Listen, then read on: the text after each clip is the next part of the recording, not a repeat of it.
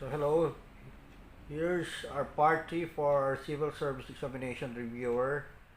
So this is math again. So number 1, a boy spent 320 pesos, which is 5/7 of what he had originally. So how much did he have originally? So the solution will be, so the problem says original money is 5/7 of the original, so times the original money is equal to 320 pesos. Okay, therefore the original money is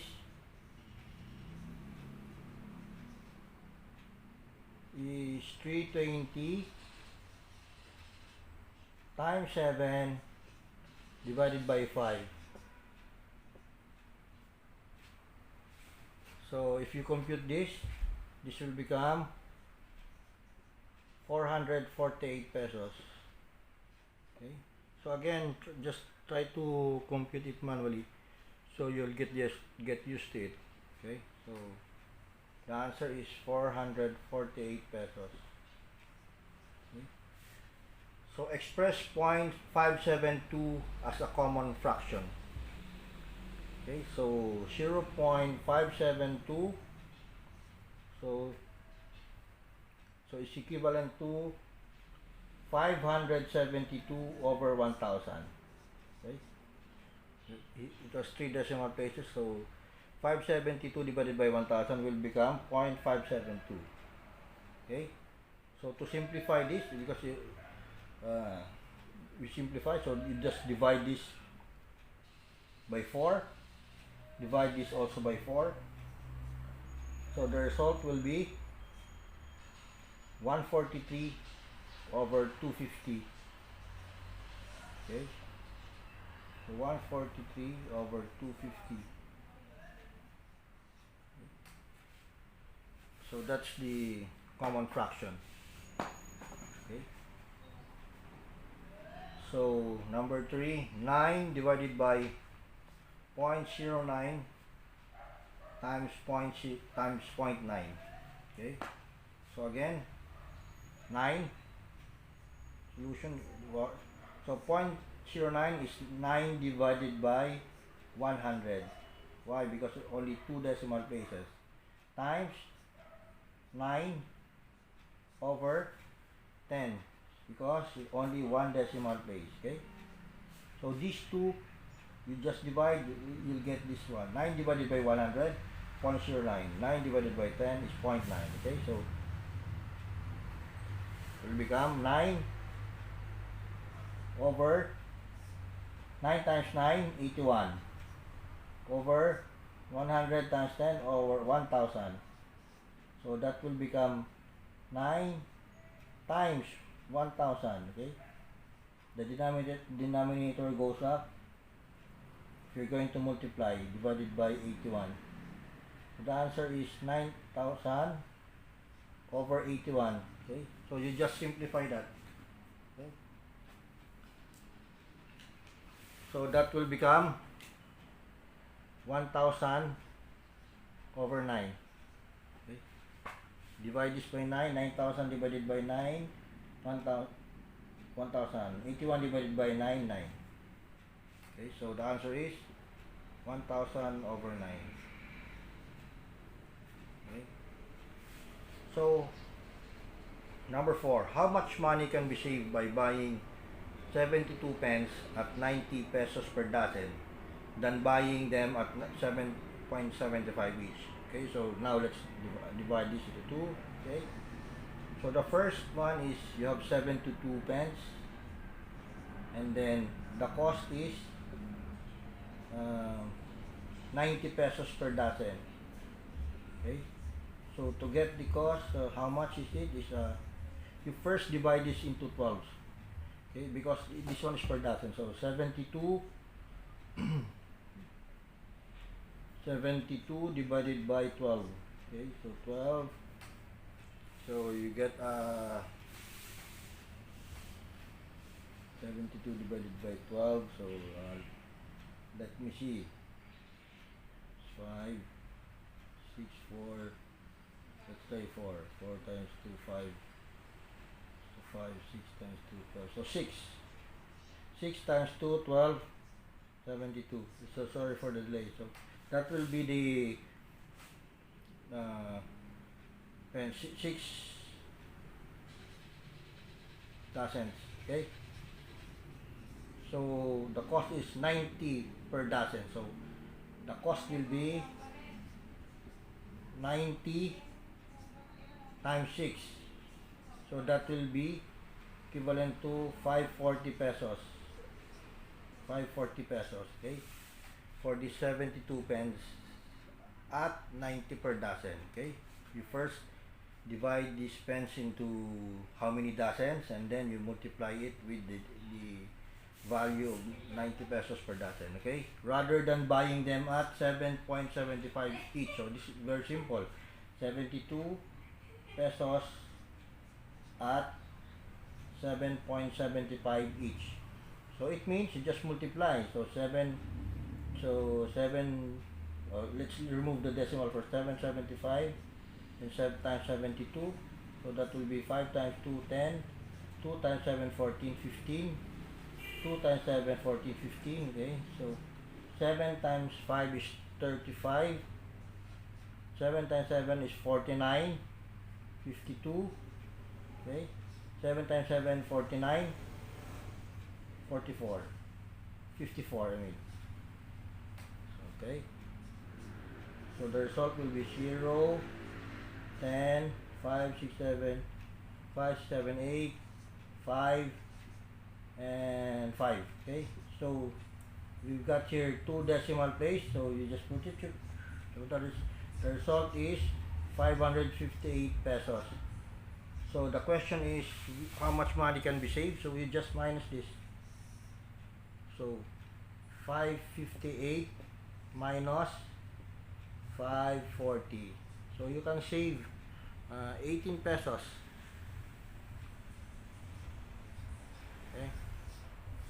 You can save 18 pesos from this option by buying a dozen. This one is cheaper. This. So the answer is 18 pesos.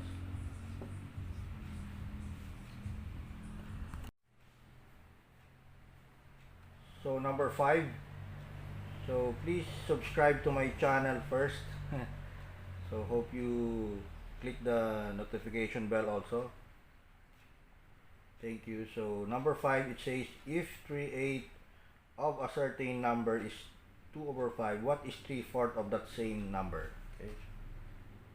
So first, 3/8 of a certain number is 2/5. So that's what I've said. 3/8 of a certain number. So times the number. So let's say it's n is 2/5.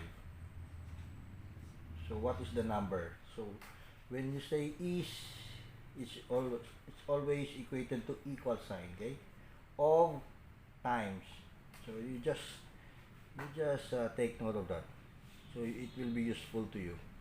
So n is equal to 2/5. So times here. So times 8/3. So therefore n is equal to 8 times 2, 16/15. So next statement. What is 3/4 of that same number? So 3/4 of this. So what is 3/4? So that will become 3/4 of 16. So again, of. So you times. Times 16/15. Okay. So 16 times 3 is equal to 48. And 15 times 4 is 60. Okay, so this is the answer. You just simplify this. Okay. So you just try 12. Okay, 12. So 48 divided by 12, that is 4. 60 divided by 12 is 5. So this is the answer. This is 3/4 of this 2/5. Okay. 4/5.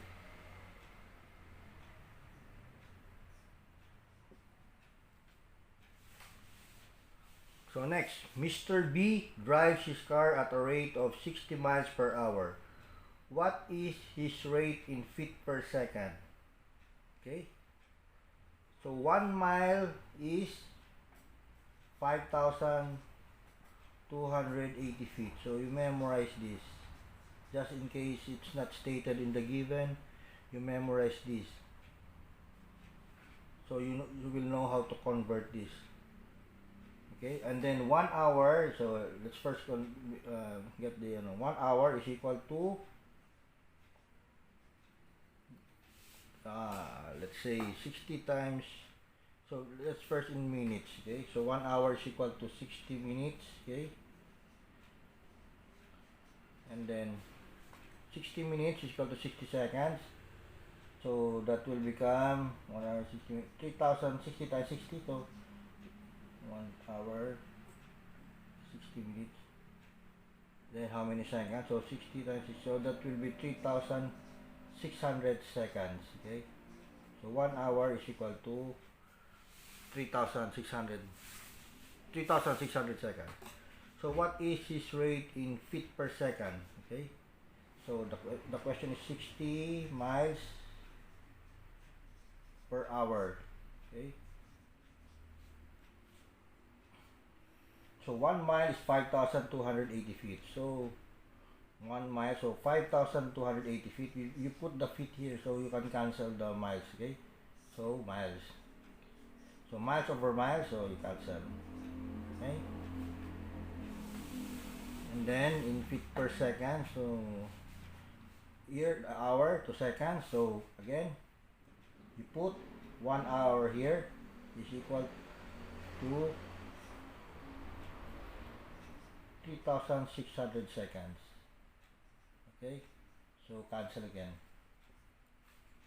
So the result will be in feet per second. The result is 60 times 5,280 divided by 3,600. So this will be very a long multiplication, and so you can compute it manually. So the answer is 88 feet per second. Okay, so I will not explain this anymore. You can multiply this first and then you divide it by 36. Okay, so let's put here 88 feet per second. Okay, so again, here take note, just to simplify, if miles is here, so you just put the miles here. If miles is down, so you just put miles up. So that will cancel. Okay, just don't be confused. Very important theory. So what is 0.05% of 6.5? Okay, again, 0.05% is equivalent to 0.05 divided by 100. Okay, so that will become another 2 zeros there, so that will become 0.0005. Okay, so the question is, what is 0.005 of 60? So I told you of 65, so you just multiply this times 6.5. Okay, so the answer will be 0.00325. Okay, just multiply this. Okay,